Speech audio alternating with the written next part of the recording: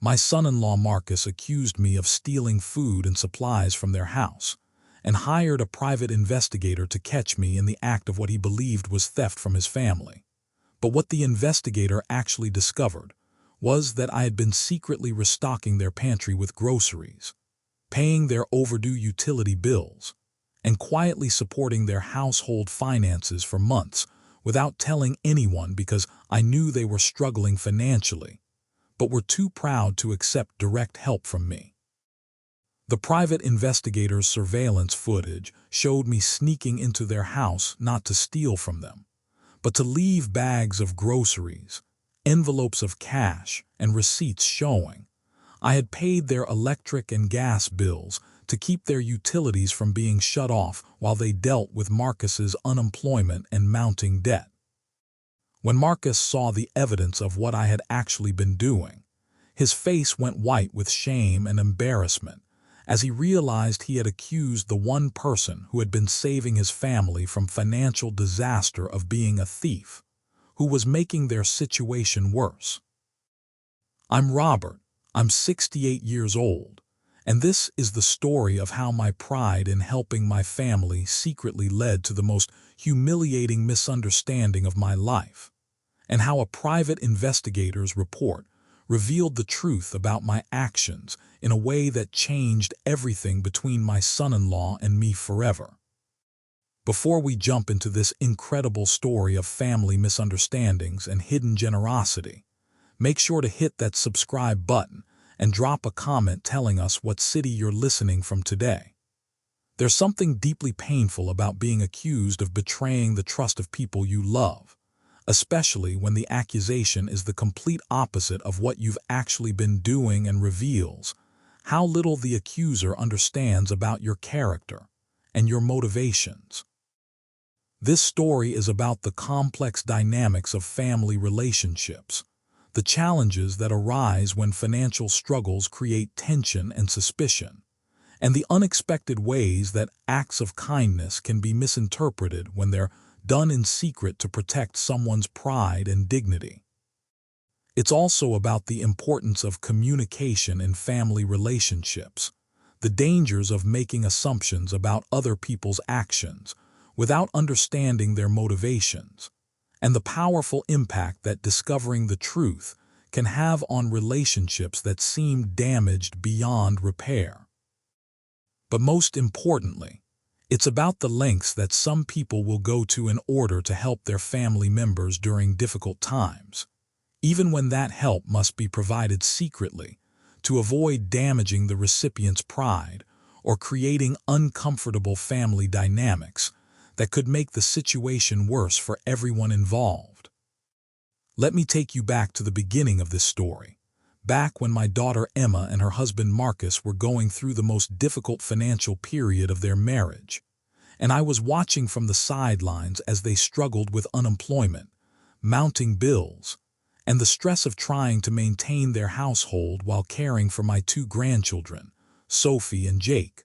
who are 7 and 5 years old respectively. Marcus had been laid off from his job as a construction supervisor 6 months earlier, when the company he worked for lost several major contracts and was forced to reduce their workforce significantly, leaving him without income just as Emma was dealing with reduced hours at her part-time job due to budget cuts at the medical office where she worked as a receptionist. The combination of Marcus's unemployment and Emma's reduced income created a financial crisis that threatened their ability to pay their mortgage, utility bills, and basic living expenses, while also providing for the needs of 2 young children who depended on them for food, clothing, and all the necessities of daily life. I watched my daughter and son-in-law struggle with increasing worry and frustration as they tried to manage their financial situation without asking for help from family members, apparently determined to maintain their independence and their pride even as their situation became more desperate and their stress levels increased dramatically. Emma and Marcus are both hardworking, responsible people who had always managed their finances carefully and lived within their means. But the sudden loss of Marcus's income, combined with the broader economic challenges facing their community, created circumstances that were beyond their control and that required resources they simply didn't have available. As their financial situation deteriorated, I began noticing signs of stress and deprivation that indicated they were struggling more than they were willing to admit, including Emma losing weight because she was skipping meals to ensure the children had enough food, and Marcus becoming increasingly irritable and withdrawn as he dealt with the frustration of unemployment and financial pressure. I also noticed that my grandchildren were wearing clothes that were becoming too small for them, and that their requests for small treats or toys were being denied more frequently, suggesting that Emma and Marcus were cutting expenses wherever possible to try to make their limited resources stretch as far as possible. The most concerning sign was when I visited their house and noticed that their pantry and refrigerator were nearly empty, with only basic staples and very little fresh food available for meals, indicating that they were struggling to afford adequate groceries for their family despite their best efforts to manage their budget carefully. When I offered to help with their expenses or to provide financial assistance during this difficult period, both Emma and Marcus politely but firmly declined, insisting that they would find a way to manage on their own and that they didn't want to burden family members with their financial problems. Their refusal to accept direct help was understandable and reflected their desire to maintain their independence and their dignity during a challenging time. But it also meant that I couldn't provide the assistance they desperately needed through conventional means without violating their wishes and potentially damaging our relationships. I decided that the best way to help my daughter's family was to provide assistance secretly, in ways that would benefit them without making it obvious that they were receiving help from me or forcing them to acknowledge their need for financial support from family members. My plan was to visit their house when they weren't home and quietly restock their pantry with groceries, pay their overdue utility bills directly to the service providers, and leave small amounts of cash in places where they would find it but might not immediately realize where it came from. I had a spare key to their house because I often watched my grandchildren when Emma and Marcus needed babysitting, so I was able to enter their home during times when I knew they would be at work or running errands and wouldn't discover my activities while they were happening. My first secret mission involved grocery shopping for items that I knew they needed but couldn't afford, focusing on nutritious foods that would benefit the children as well as basic household supplies that would reduce their expenses and improve their quality of life. I purchased fresh fruits and vegetables, quality proteins, dairy products, breakfast cereals that the children enjoyed, cleaning supplies, personal care items, and other necessities that I had noticed were missing from their household during my visits. I carefully planned my visits to their house for times when I was confident they would be away, usually during Emma's work hours when Marcus was at job interviews or running errands, and I always made sure to leave everything in places where it would look natural and wouldn't immediately raise suspicions about how the items had appeared. I also began paying their utility bills by calling the electric and gas companies directly and making payments on their accounts, using my credit card to cover amounts that I knew they were struggling to pay and that were threatening to result in service disconnections. The utility payments were easier to conceal because the companies would simply credit their accounts with the payments, and Emma and Marcus might assume that previous payments had been processed slowly or that there had been billing errors that worked in their favor. In addition to groceries and utility payments, I occasionally left small amounts of cash in places where they might find it and assume it was money they had misplaced or forgotten about, such as in coat pockets, purse compartments, or between couch cushions where loose change and small bills sometimes accumulated naturally. The cash amounts were never large enough to seem suspicious, usually $20 or $40 at a time, but they were enough to help with small expenses like gas for their car or lunch money for the children at school. For several months, my secret assistance program seemed to be working perfectly, as I was able to provide meaningful help to my daughter's family without creating the awkwardness or damaged pride that might have resulted from direct offers of financial support that they had already declined. I noticed that Emma seemed less stressed and that the children appeared healthier and happier, with better food available in the house and fewer signs of the deprivation that had been so concerning during the worst period of their financial crisis.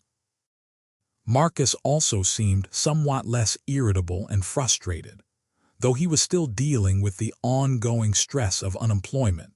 and the challenges of finding new work in a difficult job market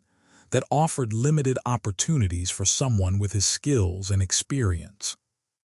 I was careful to vary my timing and my methods so that my activities wouldn't create patterns that might be noticed or arouse suspicion, and I always made sure to replace items in logical places and in reasonable quantities that wouldn't seem unusual or out of place in their household. However, after about 4 months of providing secret assistance, I began to notice that Marcus was acting suspicious and paranoid during family gatherings and conversations, asking pointed questions about who had been in their house and whether anyone else had keys or access to their property. Marcus began making comments about items appearing in their pantry that he didn't remember purchasing, and about their utility bills being lower than expected despite their ongoing financial difficulties, suggesting that he was starting to notice the effects of my assistance, even though he hadn't yet figured out what was actually happening. Marcus's suspicions seemed to be focused on the possibility that someone was entering their house without permission, but rather than considering benevolent explanations for the mysterious appearances of food and supplies, he began to assume that something sinister or threatening was happening to his family. Marcus started talking about the possibility that someone was monitoring their family, or that they were being targeted by criminals who might be using their house for illegal activities, and he became increasingly worried about the safety and security of his wife and children. The irony of the situation was that my efforts to help Marcus's family were actually causing him additional stress and anxiety, because he was interpreting the evidence of my assistance as signs of a potential threat, rather than recognizing them as acts of kindness from a family member who cared about their well-being. Marcus's growing paranoia began to affect his relationship with Emma and his behavior toward the children, as he became more protective and suspicious about activities around their house, and more concerned about maintaining security measures that would prevent unauthorized access to their property. The situation became even more complicated when Marcus began to suspect that I might be involved in the mysterious appearances of food and supplies in their house, not because he had figured out that I was helping them, but because he thought I might be stealing from them rather than contributing to their household. Marcus apparently believed that I was taking items from their pantry and refrigerator during my visits, and that I was somehow responsible for their financial difficulties becoming worse rather than better, despite the fact that his observations should have indicated the opposite pattern. Marcus's accusation that I was stealing from his family was both shocking and hurtful, particularly because it represented such a complete misunderstanding of my motivations and my actions, and because it revealed how little he trusted me despite years of positive family relationships. When Marcus first confronted me with his suspicions about my supposedly stealing from their household, I was so surprised by the accusation that I initially didn't understand what he was talking about, or how he could have reached such a completely wrong conclusion about my behavior and my intentions. Marcus explained that he had noticed items missing from their pantry and refrigerator after my visits, and that he believed I was taking food and supplies home with me, because I assumed they wouldn't notice small thefts from their limited resources. The accusation was particularly painful because it suggested that Marcus viewed me as someone who would take advantage of his family's financial difficulties for my own benefit, rather than as someone who would want to help them during a challenging period in their lives.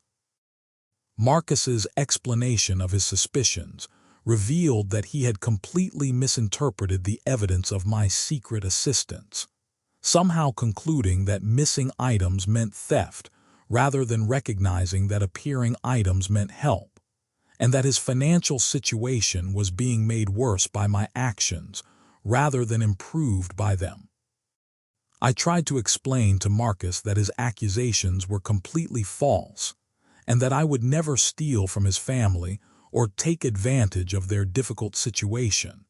but my denials only seemed to make him more suspicious and more convinced that I was hiding something from him. Marcus apparently interpreted my surprise and confusion about his accusations as evidence that I was lying about my innocence, rather than recognizing that my reaction was genuine shock at being accused of behavior that was completely contrary to my actual actions and motivations. The conversation became increasingly heated and unpleasant as Marcus insisted that he had evidence of my theft and that he was going to take action to protect his family from further exploitation, while I struggled to understand how he could have reached such wrong conclusions about my character and my behavior. Marcus announced that he was going to hire a private investigator to document my theft and gather evidence that could be used to prosecute me for stealing from his family, apparently believing that professional surveillance would reveal the full extent of my criminal activity and provide the proof he needed to hold me accountable. The threat of hiring a private investigator was both terrifying and absurd. Terrifying because I knew that surveillance of my activities would reveal that I was indeed visiting their house secretly, but absurd because the investigator would discover that I was helping rather than harming his family. I realized that Marcus's plan to hire a private investigator would actually expose the truth about my secret assistance program, which would accomplish my goal of helping his family, but would also create the embarrassment and damaged pride that I had been trying to avoid by keeping my assistance secret. The situation had become so twisted and complicated that I couldn't figure out how to explain the truth to Marcus without revealing details about my secret assistance that would embarrass him and Emma and potentially damage our family relationships in ways that might be difficult to repair. I decided that the best approach was to allow Marcus to hire his private investigator and let the professional surveillance reveal the truth about my activities,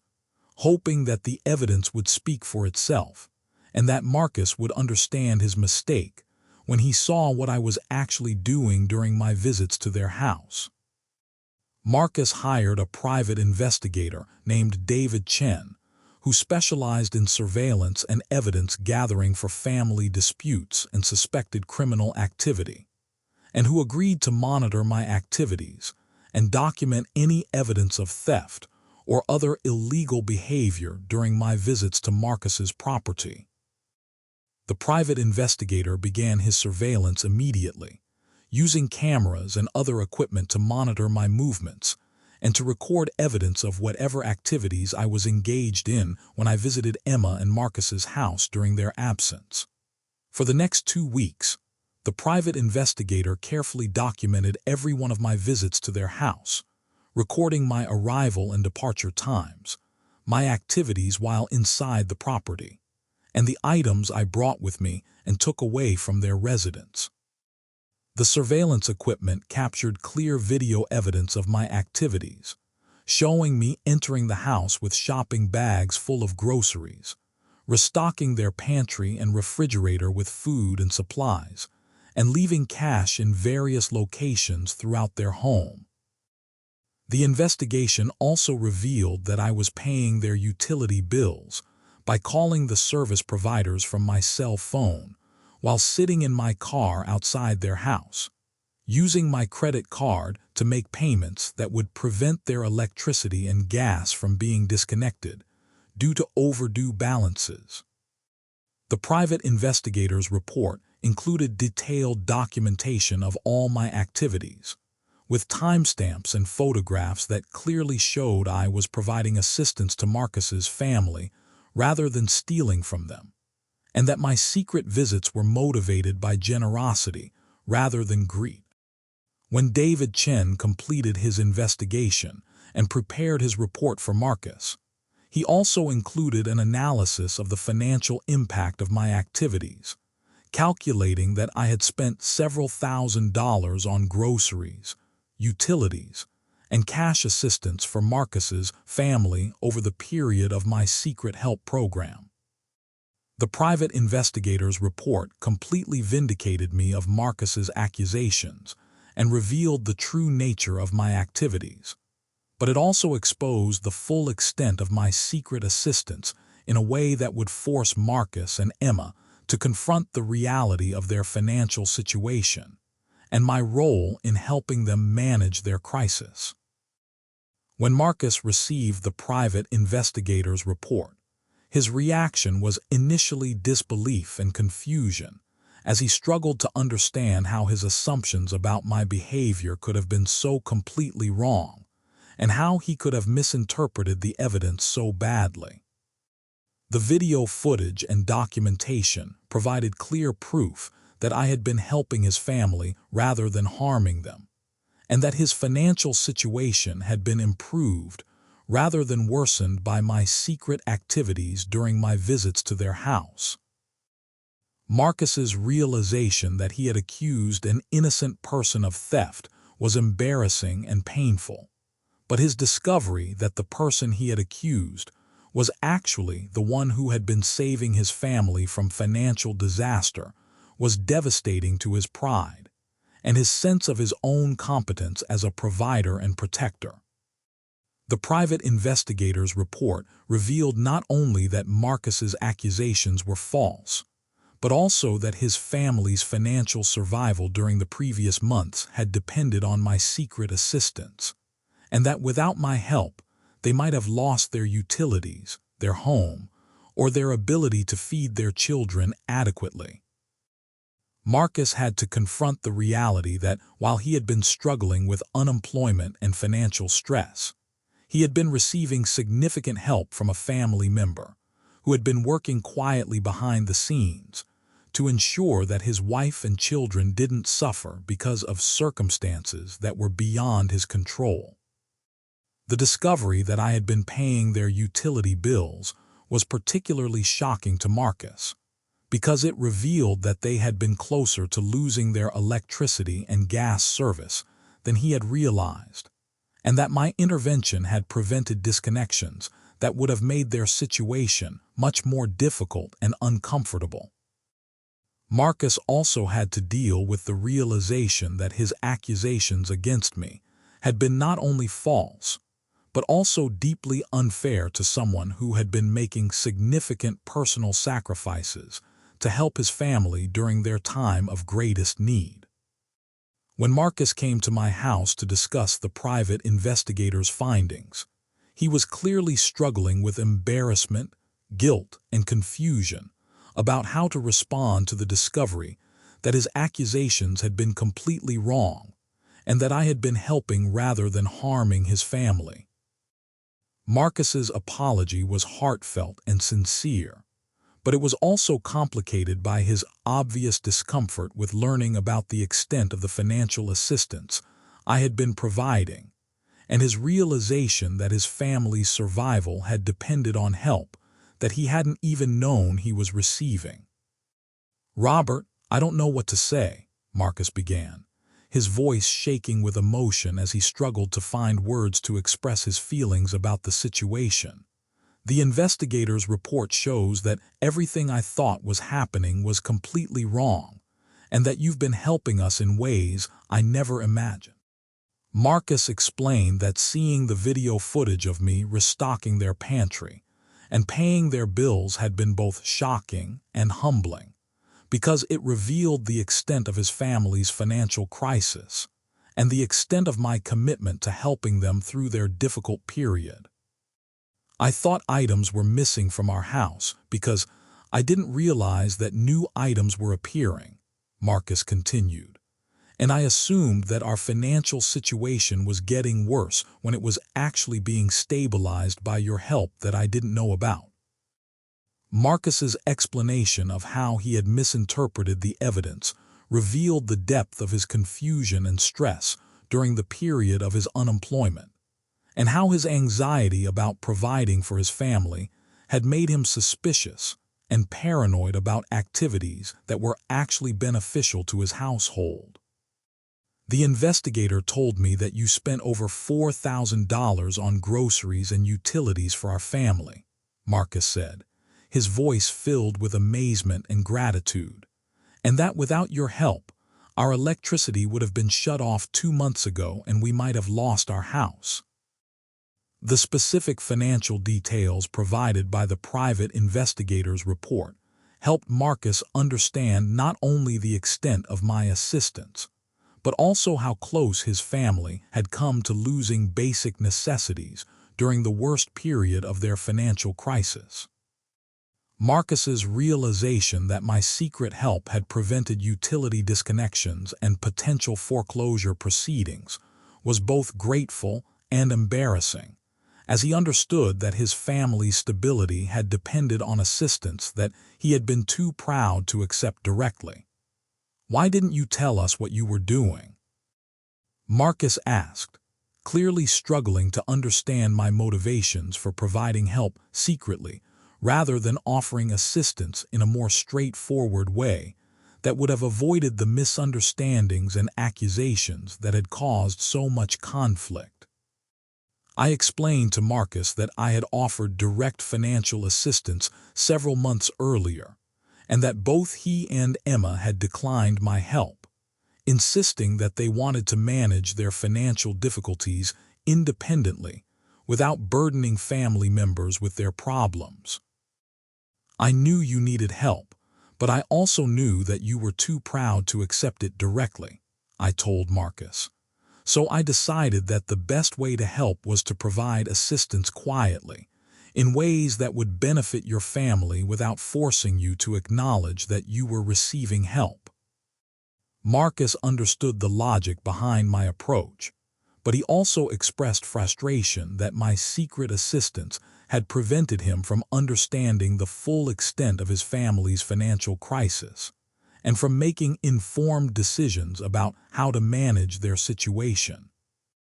If I had known how bad things really were, I might have made different choices about accepting help or finding other ways to address our financial problems,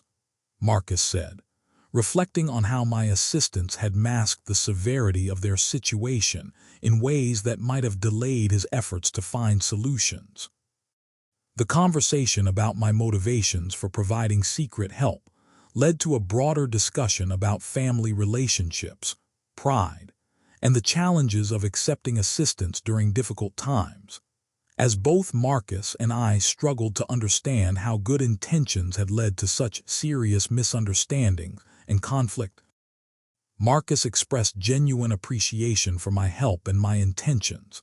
but he also made it clear that he would have preferred to know about the assistance I was providing so that he could make informed decisions about his family's situation and his own efforts to address their financial crisis. "I understand why you wanted to help without embarrassing us," Marcus said, "but not knowing about your assistance made me feel like I was going crazy when I couldn't understand what was happening in our own house." Marcus's experience of confusion and paranoia during the period of my secret assistance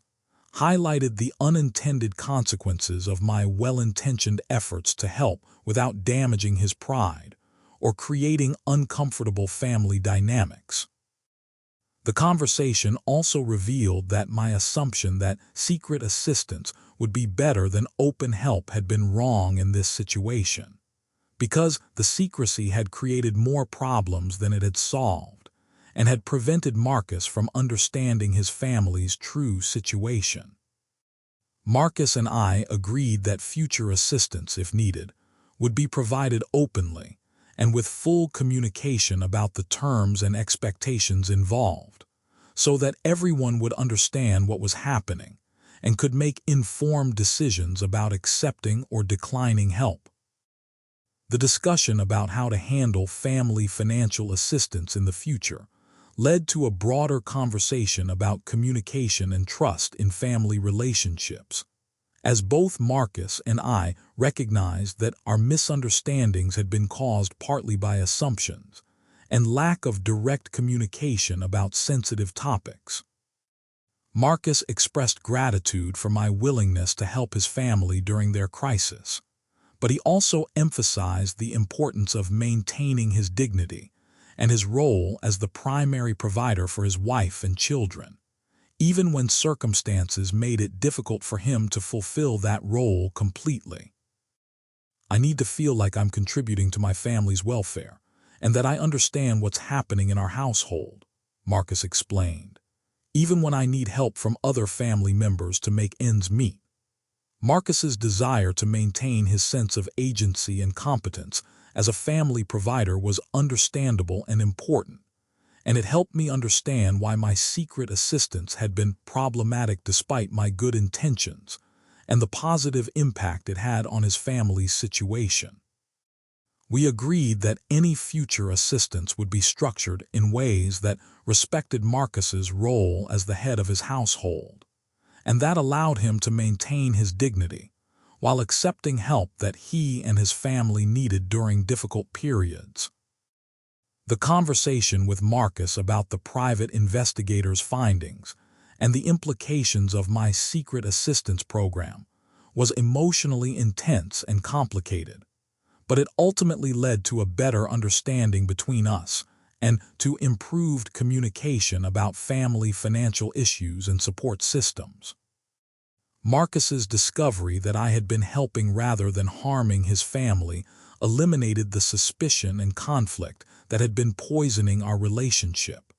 but it also created new challenges related to pride, gratitude, and the management of ongoing financial difficulties. Over the following weeks, Marcus and Emma both expressed appreciation for my assistance and acknowledged that my help had been crucial in preventing their financial situation from becoming much worse. But they also worked to establish clearer boundaries and communication protocols for any future family assistance. Marcus found a new job about a month after the private investigator's report was completed, and he insisted on repaying me for the financial assistance I had provided during his unemployment, even though I had not expected or requested repayment for what I considered to be gifts rather than loans. Marcus's desire to repay my assistance was motivated by his need to restore his sense of independence and his pride in providing for his family without ongoing dependence on help from relatives, and I respected his wishes even though the repayment wasn't necessary from my perspective. The process of working out repayment terms and schedules provided Marcus and me with opportunities to discuss our family financial relationships in more detail and to establish better communication patterns for addressing future challenges that might arise. Emma was initially embarrassed when she learned about the extent of my secret assistance and the fact that her family's stability had depended on help that she hadn't known about. But she also expressed deep gratitude for my willingness to help during their most difficult period. Emma's reaction to discovering my secret assistance was complicated by her feelings about accepting help from family members and her concerns about how the assistance might affect her relationship with her father and her husband's relationship with me. "Dad, I had no idea things were as bad as the investigator's report showed," Emma told me during one of our conversations about the situation. "And I had no idea that you were doing so much to help us when we were too proud to ask for help directly." Emma's realization that my assistance had prevented utility disconnections and potential foreclosure proceedings helped her understand how close her family had come to losing basic necessities and stability during Marcus's unemployment. Emma also expressed concern about how my secret assistance might have affected Marcus's mental health and his sense of competence as a provider, recognizing that not knowing about the help he was receiving had contributed to his confusion and paranoia during an already stressful period. Marcus was already feeling terrible about being unemployed and not being able to provide for us, Emma explained, and not understanding what was happening in our house made him feel even more out of control and incompetent. Emma's insight into her husband's emotional state during the period of my secret assistance helped me understand why my well-intentioned help had created additional stress, rather than simply providing relief from financial pressure. The conversation with Emma about the impact of my assistance on her family's dynamics led to discussions about better ways to provide help during crisis periods that would support both the practical needs and the emotional well-being of family members who were struggling with difficult circumstances. Emma and I agreed that open communication about family assistance was important not only for practical reasons, but also for maintaining trust and understanding in our relationships, even when such communication might be uncomfortable or challenging. The broader family response to the revelation of my secret assistance program was mixed, with some relatives expressing admiration for my generosity and creativity in helping Emma's family, while others questioned whether secret assistance was appropriate or whether it created more problems than it solved. The family discussions about my assistance program led to broader conversations about how our extended family should handle financial crises and support systems, and what kinds of assistance were appropriate and helpful versus potentially harmful or problematic. Some family members felt that my secret assistance had been necessary and beneficial given Marcus and Emma's refusal to accept direct help, while others believed that respecting their wishes to handle their financial problems independently would have been more appropriate than providing assistance without their knowledge. The different perspectives within our family about the appropriateness of my actions reflected broader disagreements about family financial assistance, personal autonomy, and the balance between helping loved ones and respecting their independence and dignity. The private investigator's report became something of a family legend, as the dramatic revelation that my supposed theft was actually secret generosity provided a powerful example of how assumptions and misunderstandings can create serious conflicts even when everyone involved has good intentions. David Chen, the private investigator who conducted the surveillance, later told Marcus that my case was one of the most unusual he had encountered, because investigations usually revealed wrongdoing rather than discovering that the accused person was actually providing significant help to the supposed victims. The investigator's professional perspective on the situation helped validate both my good intentions and Marcus's reasonable concerns about mysterious activities in his house, while also highlighting the importance of communication and understanding in family relationships. Marcus's experience with hiring a private investigator to document suspected theft taught him valuable lessons about making assumptions and jumping to conclusions, without having complete information about complex situations involving family members and their motivations. The cost of the private investigation was significant for Marcus's family budget, but Marcus felt that the expense was justified by the peace of mind and understanding that resulted from learning the truth about my activities and resolving the suspicions that had been causing him stress and anxiety. Marcus also learned important lessons about accepting help from family members and about the difference between maintaining independence and refusing assistance that could benefit his family during legitimate crisis periods. Today, more than a year after the private investigator's report resolved the misunderstandings about my secret assistance, Marcus and I have a stronger and more honest relationship based on better communication and mutual respect for each other's perspectives and motivations. Marcus has been steadily employed since finding his new job, and he has successfully repaid the financial assistance I provided during his unemployment, restoring his sense of independence and his confidence in his ability to provide for his family. Emma and Marcus have also established better financial management systems and emergency planning that would help them handle future crises more effectively, and with better communication about their needs and their options for getting help from family members when necessary.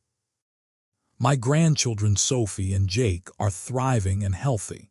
with no lasting effects from the financial stress their family experienced during Marcus's unemployment,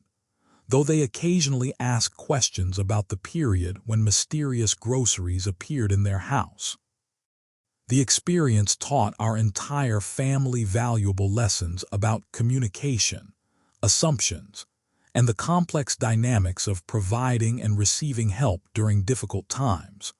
while also demonstrating the importance of understanding other people's perspectives and motivations before making accusations or judgments about their behavior. Marcus has become an advocate for better communication in family financial relationships, and he often shares his experience as an example of how misunderstandings can develop when people make assumptions without seeking complete information about complex situations. The story of the private investigator's discovery that I was helping rather than harming Marcus's family has become a powerful reminder in our community about the importance of not jumping to conclusions about other people's actions, and about considering benevolent explanations for mysterious or confusing behavior before assuming criminal or harmful intent. The case also highlighted the value of professional investigation services in resolving family disputes and uncovering the truth about complex situations where emotions and assumptions might prevent family members from understanding what is actually happening and why. Marcus and Emma now maintain open communication with me about their financial situation and their needs for assistance, and they are more comfortable both asking for help when necessary and accepting assistance when it is offered in ways that respect their autonomy and their dignity as independent adults.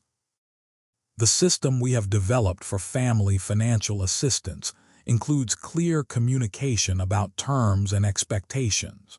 respect for the recipient's decision-making authority, and regular check-ins to ensure that assistance is meeting its intended goals without creating unintended problems or complications. My experience with providing secret assistance taught me important lessons about the limitations of well-intentioned help that doesn't include the recipients in decision-making processes, and about the importance of respecting other people's autonomy, even when trying to help them during difficult periods. The dramatic revelation that my supposed theft was actually secret generosity provided our family with a powerful story about misunderstandings, assumptions, and the complex motivations that drive human behavior, while also demonstrating the importance of seeking truth and understanding, rather than acting on incomplete information or emotional reactions. The private investigator's role in uncovering the truth about my activities was crucial in resolving the conflict between Marcus and me, and it provided an objective, professional perspective that helped both of us understand what had actually happened and why our relationship had become so strained and suspicious.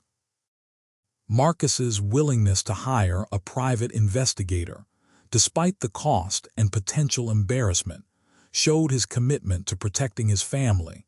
and understanding the truth about what was happening in his household, even when that investigation might have revealed uncomfortable facts about his situation or his relationships. The ultimate resolution of our conflict through professional investigation and honest communication provided our family with a model for addressing future misunderstandings and disputes in ways that prioritize truth and understanding over assumptions and emotional reactions. The story serves as a reminder that family relationships can survive serious misunderstandings and conflicts when all parties are committed to discovering the truth and working together to rebuild trust and communication, even when the process is difficult and emotionally challenging for everyone involved. If you enjoyed this incredible story of misunderstandings and hidden generosity, please give this video a thumbs up and hit that subscribe button for more amazing family stories that will keep you on the edge of your seat. Share your thoughts about this grandfather's secret assistance program in the comments below, and don't forget to click on the recommended video to hear another fascinating tale of family surprises and unexpected revelations.